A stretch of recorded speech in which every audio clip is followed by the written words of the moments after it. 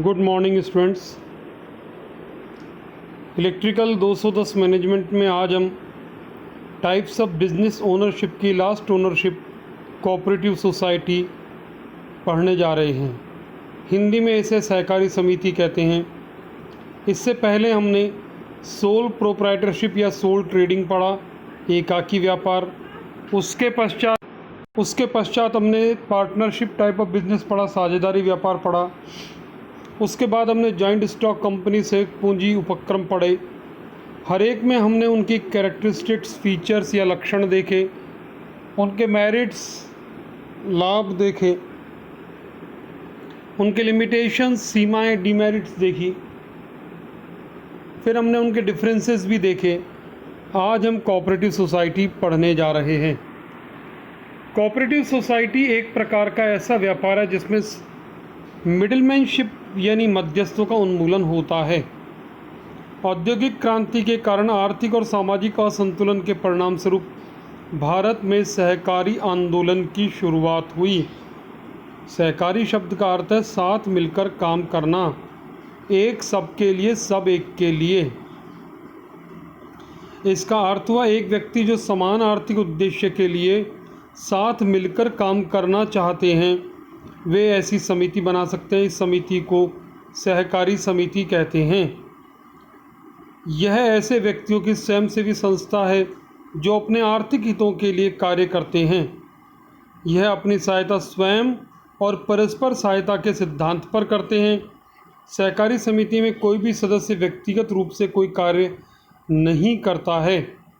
इसके सभी सदस्य अपने अपने संसाधनों को एकत्र करके उनका अधिकतम उपयोग करके कुछ लाभ प्राप्त करते हैं और उसे आपस में बांट लेते हैं। सहकारी समिति संगठन का एक प्रकार है जिसमें व्यक्ति अपनी इच्छा से समानता के आधार पर अपने आर्थिक हितों के लिए मिलकर कार्य करते हैं। उदाहरण के लिए एक बस्ती के विद्यार्थी विभिन्न कक्षा की पुस्तकें उपलब्ध कराने हेतु एकत्र होकर एक समिति बनाते हैं। सीधे प्रकाशकों से वे पुस्तक क्रय करते हैं और विद्यार्थियों को सस्ते दाम पर उपलब्ध कराते हैं। क्योंकि प्रकाशकों से पुस्तकें क्रय होती है इसलिए मध्यस्थों के लाभ का उन्मूलन होता है। तो इस स्लाइड पर जो कुछ हमने पढ़ा उसमें से तीन बातें सामने आई। पहला, ये वॉलंटियर ऑर्गेनाइजेशन है, स्वयंसेवी संस्था है। दूसरा, इसमें लोग व्यक्तिगत रूप से इच्छा से जुड़ते हैं, सेवा के उद्देश्य से जुड़ते हैं। तीसरा, इसमें जो मध्यस्थों का उन्मूलन होता है। ये बातें हमने इस स्लाइड पर पढ़ी। नेक्स्ट, अमूल का एक एग्जाम्पल आपके सामने रखा जाए। अमूल हम सब परिचित हैं, उसका अद्भुत सहकारिता उपक्रम है भारत में। अमूल, ये जो स्लाइड है ये NCERT की किताब से साभार ली जा रही है। अमूल प्रतिदिन 21,60,000 किसानों से, जिनमें अनेक अनपढ़ हैं, 4,47,000 लीटर दूध का इकट्ठा करता है। ये लगभग 3-4 साल पुराने डेटा हैं पर महत्वपूर्ण हैं सभी। दूध को पैकिंग के वे ब्रांड उत्पादों में परिवर्तित करता है और 6 करोड़ मूल्य के माल देश भर में फैले हुए 5 लाख फुटकर केंद्रों पर पहुंचाता है। इसका प्रारंभ दिसंबर 1946 में किसानों के समूह द्वारा किया गया जो मध्यस्थों के चंगुल से मुक्त होना चाहते थे। वैसे ही जैसे किसान, पशुपालक अपनी उपज, अपने दूध का सही दाम लेना चाहते हैं तो वे उसे सीधे बाज़ार में बेच सकें, मिलकर के इकट्ठा करके फिर बाज़ार में बेचें ताकि मध्यस्थों का उन्मूलन हो। बाज़ार में सीधे पहुंचकर अपने परिश्रम का पूरा लाभ सुनिश्चित करना चाहते थे। आणंद गांव जो गुजरात में स्थित है, वहाँ केरा जिला दुग्ध उत्पादन सहकारिता संघ जो अमूल के नाम से प्रसिद्ध है ने चमत्कारिक विस्तार किया और इसने अन्य दुग्ध सहकारी समितियों को मिलाया और गुजरात में फैला।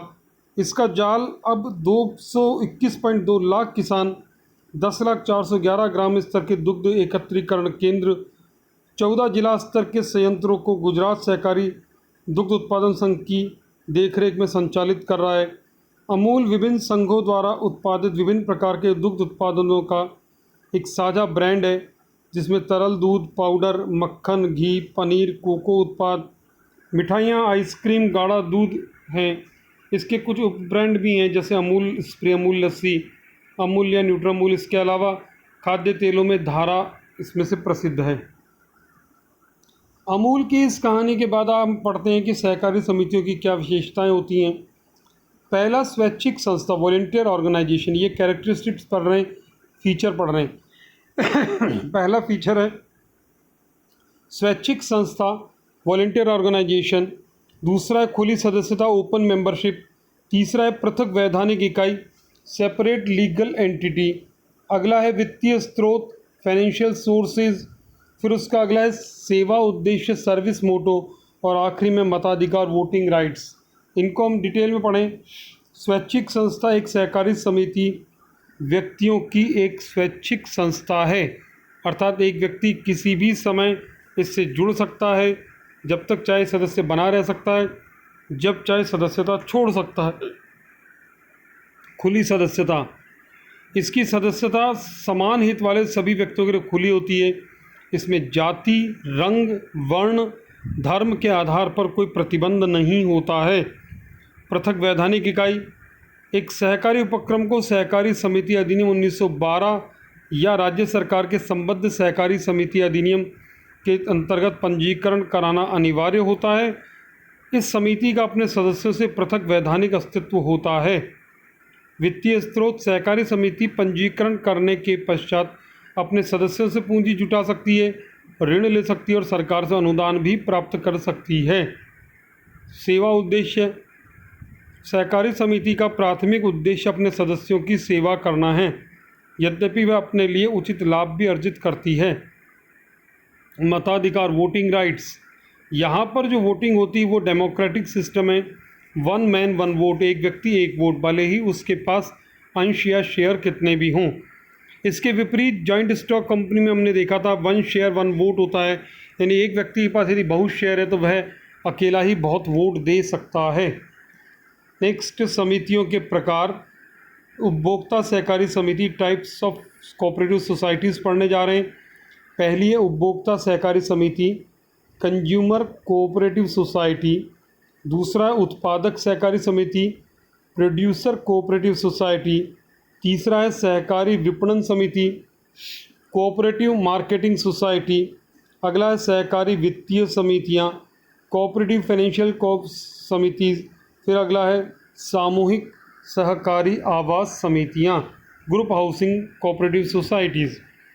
इनके टाइप्स को डिटेल में पढ़ें। उपभोक्ता सहकारी समिति उपभोक्ताओं को उचित मूल्य पर उपभोक्ता वस्तुएं उपलब्ध कराती हैं। ये समितियां आम उपभोक्ताओं के हितों की रक्षा के लिए बनाते हैं। ये सीधे उत्पादकों और निर्माताओं से माल खरीदकर वितरण श्रृंखला में मध्यस्थों का उन्मूलन करते हैं। इस प्रकार माल के वितरण की प्रक्रिया में मध्यस्थों का लाभ समाप्त हो जाता है और कम मूल्य पर वस्तु सदस्यों को मिल जाती हैं। जैसे अपना बाज़ार, सुपर बाज़ार, केंद्रीय भंडार। अजमेर में भी अपना बाज़ार है और आज से कई वर्षों पूर्व जब एक सुपरमार्केट का कॉन्सेप्ट नहीं था तब एक ही छत के नीचे बहुत सारी दुकानें अजमेर में 80-85 के वर्ष से पहले से भी उपलब्ध हैं। फिर है उत्पादक सहकारी समिति। ये समितियां छोटे उत्पादकों को उत्पादन के लिए कच्चा माल, मशीन, औजार, उपकरण आदि की आपूर्ति करके उनके हितों की रक्षा के लिए बनाई जाती है। उसके बाद है मार्केटिंग कोऑपरेटिव सोसाइटी। यह जैसे दुग्ध उत्पादन समिति बताया था, ये समितियां उन छोटे उत्पादकों निर्माताओं द्वारा बनाई जाती है जो अपने माल को स्वयं बेच नहीं सकते। समिति सभी सदस्यों से माल इकट्ठा करके उसे बाज़ार में बेचने का उत्तरदायित्व लेती है। अमूल दुग्ध पदार्थों का वितरण करने वाली गुजरात सहकारी दुग्ध संघ लिमिटेड और अपने राजस्थान में अजमेर में भी सरस इसका प्रमुख उदाहरण है। सहकारी वित्तीय समिति, इस प्रकार की समितियों का उद्देश्य सदस्यों को वित्तीय सहायता उपलब्ध कराना है। प्रत्येक सदस्यों से धन इकट्ठा करके ज़रूरत के समय उचित ब्याज दर पर ऋण उपलब्ध कराती है। ग्राम सेवा सहकारी समिति, शहरी सहकारी बैंक, अर्बन कोऑपरेटिव बैंक और सहकारी ऋण समिति, कोऑपरेटिव लोन क्रेडिट सोसाइटीज़, इस प्रकार की सोसाइटियाँ होती हैं। नेक्स्ट, सहकारी सामूहिक आवास समिति, कोऑपरेटिव ग्रुप हाउसिंग सोसाइटीज़। यह सहकारी समितियां अपने सदस्यों को आवासीय मकान उपलब्ध कराने हेतु बनाई जाती हैं। ये समितियां भूमि भवन क्रय करके मकानों या फ्लैटों का निर्माण करती है और उनका आवंटन अपने सदस्यों को करती है। इसके लाभ, जो विशेषताएं मुख्यतः उसके लाभ ही हैं: स्वैच्छिक संगठन वॉलंटियर ऑर्गेनाइजेशन, लोकतांत्रिक नियंत्रण डेमोक्रेटिक कंट्रोल, खुली सदस्यता ओपन मेंबरशिप, मध्यस्थों के लाभ का उन्मूलन, इरेडिकेशन ऑफ मिडिलमैन प्रॉफिट, सीमित देनदारी, लिमिटेड लायबिलिटी, स्थिर जीवन, परमानेंट लाइफ। डिटेल में यहाँ पर लाभ लिखे हुए हैं, अपन इनको पढ़ सकते हैं। अब इसकी सीमाएं: अभिप्रेरण की कमी, लैक ऑफ मोटिवेशन, सीमित पूंजी लिमिटेड कैपिटल, प्रबंधन में समस्याएं प्रॉब्लम्स इन मैनेजमेंट, प्रतिबद्धता का अभाव लैक ऑफ कमिटमेंट, सहयोग की कमी लैक ऑफ कोऑपरेशन। अब आगे पढ़ें, इन्हीं को डिटेल में समझाया हुआ है जो कि स्पष्ट शब्दों में आप इनको पढ़ सकते हैं कि लाभ कमाने का उद्देश्य नहीं होता है, इसलिए सहकारी समिति के सदस्य पूर्ण उत्साह और समर्पण भाव से काम नहीं करते हैं। चूँकि इसके सदस्य समाज के एक विशेष वर्ग से संबंधित होते हैं, या तो सभी किसान होंगे या तो सभी दुग्ध उत्पादक होंगे, इसलिए समिति द्वारा एकत्र की गई पूंजी सीमित होती है। प्रबंधन में समस्याएं होती है क्योंकि जो प्रबंधन प्राय विशेष कुशल नहीं होता है। प्रतिबद्धता का अभाव होता है, सहयोग की कमी होती है। अब अंतर फॉर्मेशन की बात करें तो कोऑपरेटिव सोसाइटी एक ही क्लास के लोगों से मिलकर के बनती है, जैसे या तो सभी किसान होंगे या सभी दुग्ध उत्पादक होंगे। जॉइंट स्टॉक कंपनी की बात करें तो वहाँ पर कोई भी शेयर खरीद सकता है, इसका अम्ब्रेला बड़ा है। मोटिव, कोऑपरेटिव सोसाइटी का मोटिव सर्विस है, जॉइंट स्टॉक कंपनी का मोटिव मुख्यतः लाभ कमाना है। ऑब्जेक्टिव, मिडिलमैनशिप को इरेडिकेट करना है, इनमें ऐसा कोई मिडिलमैनशिप को इरेडिकेशन नहीं होता है। नंबर ऑफ़ मेंबर्स मिनिमम 10 और मैक्सिमम कितने भी हो सकते हैं कोऑपरेटिव सोसाइटी में। जॉइंट स्टॉक कंपनी में मिनिमम 7 और मैक्सिमम कितने भी हो सकते हैं।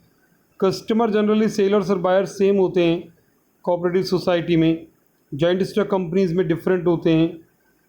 प्रॉफिट डिस्ट्रीब्यूट हो जाता है कोऑपरेटिव सोसाइटी में और के मेंबर्स में, और ऐसे ही जॉइंट स्टॉक कंपनी में शेयर होल्डर्स के बीच में डिस्ट्रीब्यूट होता है। ट्रांसफ़र ऑफ शेयर पॉसिबल नहीं है कोऑपरेटिव सोसाइटी में। ट्रांसफ़र ऑफ शेयर आसानी से स्टॉक एक्सचेंज में हम खरीद बेच सकते हैं, और ये सब जॉइंट स्टॉक कंपनी में होता है। Voting rights, each member will have a vote irrespective of the number of shares taken by him, यानी 1 मैन 1 वोट होता है, और 1 शेयर 1 वोट होता है जॉइंट स्टॉक कंपनी में। Management, only members can take part in management in cooperative society. Joint stock company में outsiders में also take part in management. Legislation, control, विधान जो है कोऑपरेटिव सोसाइटी एक्ट होता है, वहाँ पे कंपनी एक्ट होता है। अब सभी का कंपैरिजन देखें। पूंजी की उपलब्धता सबसे ज़्यादा कंपनी में, सबसे कम एकल स्वामित्व में। स्थापना की लागत सबसे कम एकल स्वामित्व में, सबसे ज़्यादा कंपनी में। स्थापना का आसान होना, सबसे आसान है इस्टेब्लिश होना एकल स्वामित्व, सबसे मुश्किल है कंपनी। स्वामित्व का हस्तांतरण सबसे आसान है, पहला कॉलम आसान है या अधिकतम लाभ है, और दूसरा कॉलम मुश्किल या कठिन। तो कंपनी में बहुत आसान है, एकल स्वामित्व में बहुत मुश्किल है। प्रबंधन की योग्यता, बहुत क्वालिफाइड लोग मिल सकते हैं कंपनी प्रकार में, और बहुत ही कम क्वालिफाइड लोग मिल सकते हैं सोल ट्रेडिंग में। लचीलापन एकल स्वामित्व में बहुत ज़्यादा है, कंपनी में कम है। कंटिन्यूटी कंपनी की बहुत ज़्यादा, एकल स्वामित्व की कम है। दायित्व कंपनी का बहुत कम होता है, एकल स्वामित्व में बहुत ज़्यादा होता है। इसके साथ ही आज हमने ये कंपनी प्रकार का एक सहकारी समिति प्रकार का व्यापार पढ़ा। नेक्स्ट टर्न पे अब अपन अगला टॉपिक लेंगे। धन्यवाद।